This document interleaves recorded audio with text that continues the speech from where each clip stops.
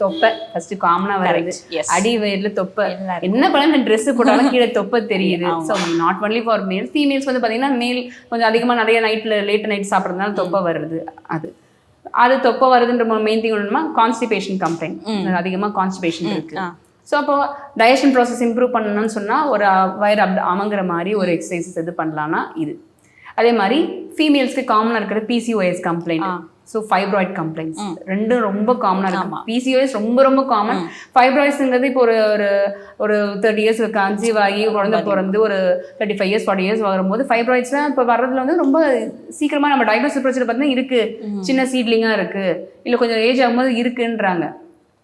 நம்ம அந்த இப்போ எல்லாம் வெளியில போய் சாப்பிட்றாங்க. அப்போ அந்த காலத்தில் என்ன சாப்பிட்டாங்க? அது லைஃப் ஸ்டைலில் மாடிஃபிகேஷன் ஆகும்போது, ஃபுட் பேட்டர்னில் சேஞ்ச் ஆகும்போது நமக்கு இந்த மாதிரி எக்ஸஸ் க்ரோத் ஃபார்மேஷன் வர்றது வந்து பார்த்தீங்கன்னா நமக்கு ரொம்ப காமன் ஆகிட்டு இருக்கு. அதுதான் இந்த நீர்க்கட்டி, இந்த பிசிஓஎஸ்ன்னு சொல்கிற பாலிசிஸ்டிக் ஓவரிஸ்ன்னு சொல்கிறதும், இந்த ஃபைப்ராய்ட்ஸ்ன்னு சொல்கிறதும். இந்த மாதிரி இருக்க விஷயங்களுக்கு இதை பேட்டர்னாக செய்ய சொல்லுவோம்.